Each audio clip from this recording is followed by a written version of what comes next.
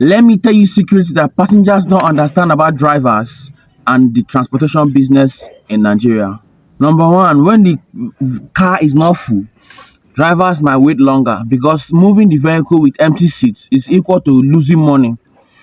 Sometimes you get to the park and the vehicle is remaining one person, and the driver insists on finding the one person before he leaves the park, before he moves. Passengers will be wondering, no be only one person remain, driver where would they go now? You go see am for road. But the driver understands that immediately this vehicle leaves here, he has to settle the union what he's supposed to settle. Number one. Number two, he has to buy the exact fuel that will still take him to the destination he's going to. So he's the only one losing at his own end. So most of the times, drivers wait longer in order to make sure that that one person comes, because that one person that is coming will change everything for him. Some passengers will say, "I'm already go. You go see am for road. Why don't you pay for that seat so that the vehicle can start moving if you are such in a hurry?" Another thing that passengers don't understand is that sometimes when you board a vehicle, you see that the vehicle is full. But let me tell you something. Let me tell you a secret. That the vehicle is full does not mean that the driver has made money. Now, most of the times, for example, you are going from Ugili to Asaba. Most of the times, they mix the passengers for you. You carry Kwale, people that will drop in Kwale, and you also carry people that will stop in Asaba. Most of the times, if you're unlucky as a driver, bulk of your passengers are Kwale people, people that will stop in Kwale. You may just have maybe one or two or three passengers that are going directly to Asaba, and your final destination is Asaba. So when you finish loading, the national union takes their percentage. You buy fuel. At the end of the day, you see that the driver may be left with just 1,000 naira or 2,000 naira. So the driver has not made any money yet. When he starts making money, when the people that are stopping in Kwale stops, and then he starts picking people that are going to Asaba. That's when he starts making money.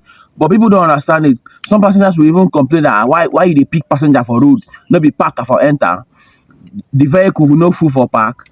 They don't understand these things. The driver has not made money. That's why some drivers become aggressive when you make those kind of comments, because the driver has not made money.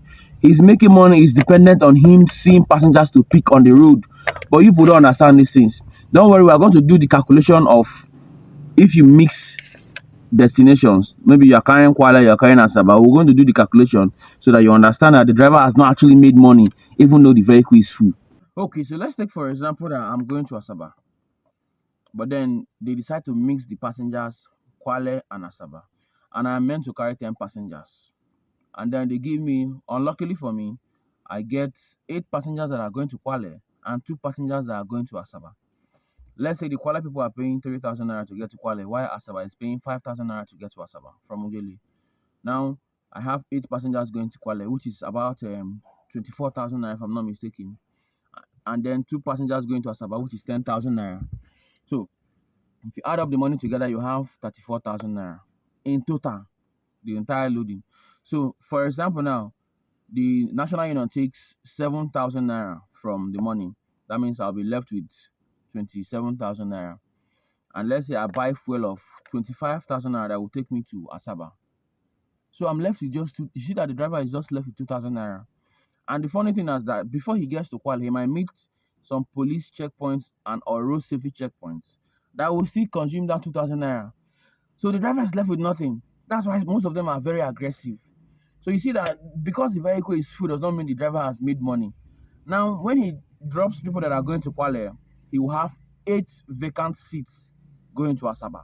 So now him making money is dependent on him finding 8 passengers that are going to Asaba. Most of the time it backfires. Sometimes, some very bad times, the driver will not see anybody going to Asaba, and he has to carry those 2 people to Asaba because he has hope of loading from Asaba and coming back to Ugele. So you see how these things work. That the vehicle was full when the vehicle left does not mean that the driver made money. That kind of driver now may get to Asaba with just 1,000 naira or even nothing if he's so unlucky. So that is just it. But passengers does not understand these things. Also, your driver may be driving slow because you're trying to manage fuel, because speed increases consumption of fuel. For example, if you're running 130, 140, your car consumes more fuel when you are running 100. But some people don't understand this anyway. So During this hike in price of fuel, drivers may decide to run more slower, and then you see passengers complaining, "Ah, driver, you too slow." Your driver is trying to manage fuel, so please let's bear with drivers too.